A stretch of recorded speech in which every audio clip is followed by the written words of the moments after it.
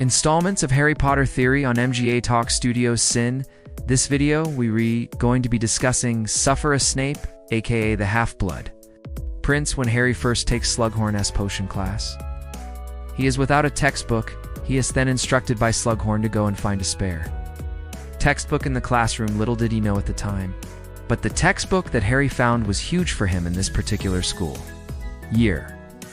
Harry sought to become one of Slughorn's favorites and to become selected by Slughorn, and in order to do so, he needed to excel in his class. The copy of advanced potion making that he found allowed him to do just that. After opening the textbook, Harry immediately noticed his writing.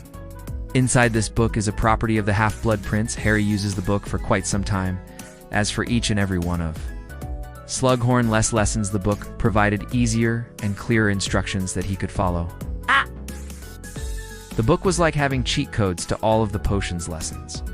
But inside the book was not just advice on how to make potions.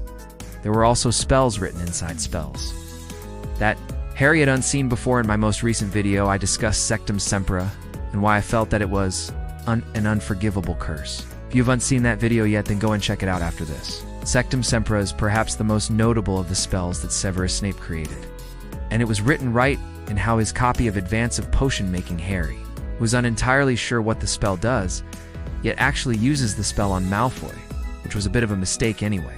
Sectumsempra isn't the only spell that Snape has created, and in this video, I'm going to be diving into each of the spells that Severus Snape is responsible for producing. Before we get started, it's worth mentioning that spell creation can be highly dangerous and has proven to be extremely difficult. Only witches and wizards with extreme patience and an astounding understanding of magic have been able to successfully invent new spells. Snape, by any standard, has been extremely successful.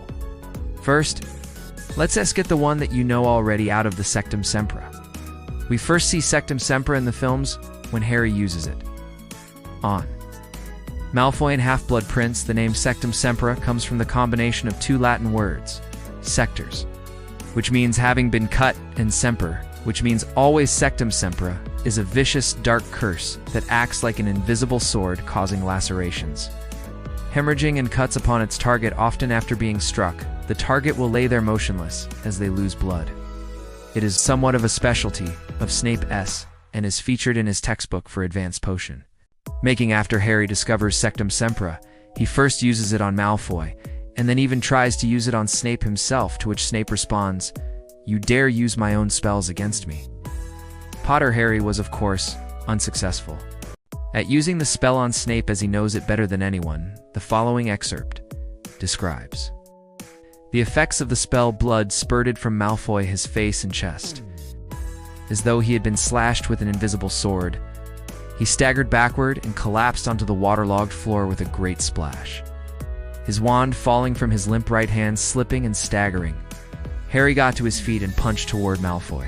His face was now shining scarlet, his white hand scrambling at his blood-soaked chest. During the Battle of the Seven Potters, Snape attempted to use the curse to sever the hand of a fellow Death Eater, but due to a slip, he accidentally cut off Gorge Weasley as left ear instead. The following exchange between Remus and Hermione explains this. "He lost an ear," said Lupin. "Lost and," said Hermione. Snape's work replied. Lupin, George Weasley's ear was gone for good, as cursed wounds are generally unable to be healed, and the counter curse, which Lel explained next, was unknown. To the Order of the Phoenix. This brings us to Snape Snake. Spell the counter curse for Sectumsempra. Vulnera Sanentur. Vulnera comes from the Latin vun, which means wound, and Sanentur comes from the Latin sanera, means to heal. Vulnera Sanentur is the only known defense or treatment for Sectumsempra, and is used. The blood flow healed the wound and removed the effects of the curse. For Vulnera Sanentur to be used most efficiently, it has been expressed that the incantation has to be repeated 3 times. The first time the incantation is uttered, it eases the flow of blood. The second time it's uttered, it begins to heal the wounds, and the third time it's uttered, the wounds will be fully healed in order to prevent scarring. It's also necessary to use Dittany, which is a magical plant used in potion making. It's a powerful and restorative healing herb that makes fresh skin grow over a wound. The use of Vulnera Sanentur is described in the following excerpt. He knelt over Malfoy, drew his wand, and traced it over the deep wounds. Harry curse had made muttering an incantation that sounded almost like song. The flow of blood seemed to ease. Snape wiped the residue from Malfoy's face and repeated his spell. Now, the wound seemed to be knitting the next spell on this list is Levicorpus.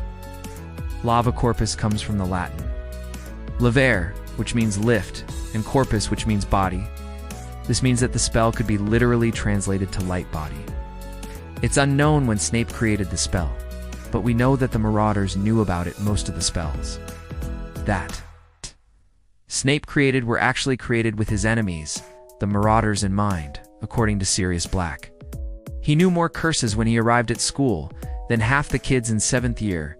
The spell became popularized in the time Snape attended the school, but no one knew that it was him who actually created it. Remus Lupin has expressed that during his time at school, students could barely move about without being hoisted up in the air by their ankle. When Snape created the spell, his intention was that it be cast non-verbally. However, it can also be produced when the incantation is added aloud. The following excerpt describes of a corpus in action. Pointing his wand at nothing in particular, he gave it an upward flick and said, "Levicorpus," inside his head. There was a flash of light. Ron was dangling upside down in midair, as though an invisible hook had hoisted him up. By the fourth spell in this list is the counterspell to Liva Corpus, Libera Corpus. The name Libera Corpus comes from the Latin words liberare, which means free, and corpus, which we saw earlier, that means body. It basically means free, the body. There seems to be a trend with most of Snape's spells where he creates a counter curse, and this is no exception. James Potter infamously uses names only the corpus spell against him and then releases him using Nabora Corpus on Lily's instruction. This is expressed in the following excerpt. He jerked his wand upwards. Snape fell into a crumpled heap on the ground.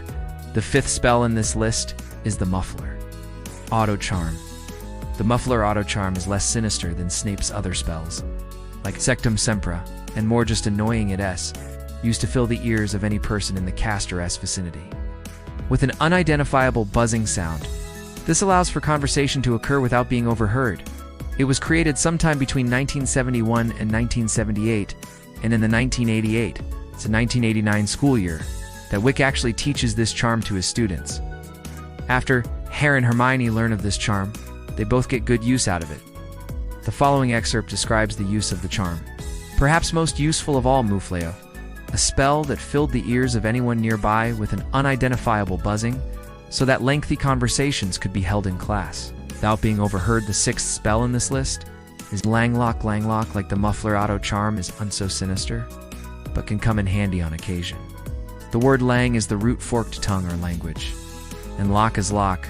The spell effectively locks one's ability to speak it. Does this by causing the tongue of the victim to affix to the roof of their mouth. It was created to prevent people from speaking out loud, but actually has a practical use in a duel setting, as it could prevent an opposing witch or wizard from uttering an incantation. The spell is said to work on both humans and spirits. Harry notably uses the spell on Peeves the Poltergeist, as expressed in the following excerpt.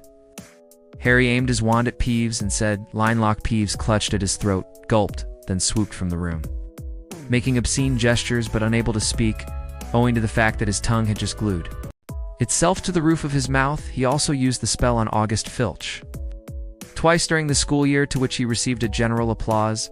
The seventh and final spell on this list is the Toenail Growing Hex, which is a rather innocent hex. It causes the victim's toenails to grow at an alarmingly fast rate. The following excerpt describes Harry's discovery of the hex. Harry had already attempted a few of the prince's self-invented spells. There had been a hex that caused toenails to grow alarmingly fast in 1996. Harry, who was unafraid to try out the spells from his advanced potion-making book, actually used it on Vincent Crabbe. It apparently produced very entertaining results.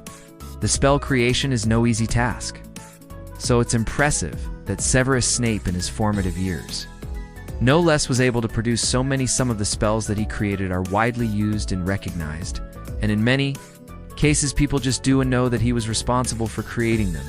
Snape was only 38 years old, and he died. But in the time that he was alive, he showed so much promise and so much expertise in so many different areas. I think that if Snape were to have survived, The Wizarding War, he could have been one of the most powerful wizards ever. If he had lived a longer, fuller life, then he could have nearly been in contention power-wise with the likes of Dumbledore and Voldemort. Not quite there, but almost, and that's it for this video. If you enjoy the content, please remember to like the video and subscribe to the channel. As always, leave No video suggestions down below. Until next time, you real Wizardry music.